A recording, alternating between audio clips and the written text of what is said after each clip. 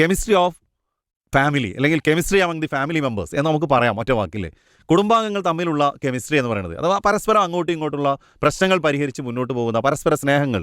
പ്രത്യേകിച്ച് കുട്ടികളെ സംബന്ധിച്ച് നമ്മൾ മനസ്സിലാക്കുമ്പോൾ, കുട്ടികൾ എന്ന് പറഞ്ഞാൽ വളരെയധികം നിരീക്ഷണ പാഠമുള്ള ആളുകളാണ്. അപ്പോൾ ആ കുട്ടികൾ എന്ത് കാണുന്നുവോ അതാണ് അവരുടെ മാനസിക നില രൂപപ്പെടുന്നത്, അവരുടെ പേഴ്സണാലിറ്റി, അവരുടെ വ്യക്തിത്വം രൂപപ്പെടുന്നതൊക്കെ ചെറുപ്പ കാലഘട്ടങ്ങളിൽ എന്താണോ അവരെ സ്വാധീനിച്ചത്, എന്താണോ അവരെ മനസ്സിലേക്ക് കയറിയത്, ആ കാര്യമാണ്. അപ്പോൾ അവിടെ ഭാര്യയും ഭർത്താവും തമ്മിൽ കലഹിക്കുന്നവരാണെങ്കിൽ ആ കുട്ടിയുടെ മനസ്സിൽ എന്നും അരാജകത്വ ചിന്തയും അതല്ലെങ്കിൽ എന്താ പറയുക, ലോ സെൽഫ് എസ്റ്റീം ഉണ്ടാവുക, ഒരു സ്വയം തന്നെ ഒരു വിലയും മതിക്കാത്ത രൂപത്തിലാണ്. എനിക്കൊന്നും ചെയ്യാൻ സാധിക്കുകയില്ല, എന്നെ ആർക്കും വേണ്ടല്ലോ എന്ന രൂപത്തിലാണ് കുട്ടികളുടെ മനസ്സിലുണ്ടാവുക എന്നുള്ളതാണ്. അവിടെ ഭാര്യയും ഭർത്താവും മക്കളുടെ മുന്നിൽ വെച്ച് കലഹങ്ങൾ പാടില്ല എന്നാണ് നമ്മൾ പറയാറുള്ളത്. അതുപോലെ തന്നെ ഇണക്കങ്ങൾ അവിടെ മക്കൾ കാണുന്നത്. ആധുനിക സൈക്കോളജിയിൽ ചെറിയൊരു എഡിറ്റ് വന്നുള്ളത്, എത്ര നമ്മൾ പരിശ്രമിച്ചാലും ചെറിയ ചെറിയ പിണക്കങ്ങളൊക്കെ ഭാര്യ ഭർത്താവും ഉണ്ടാവും.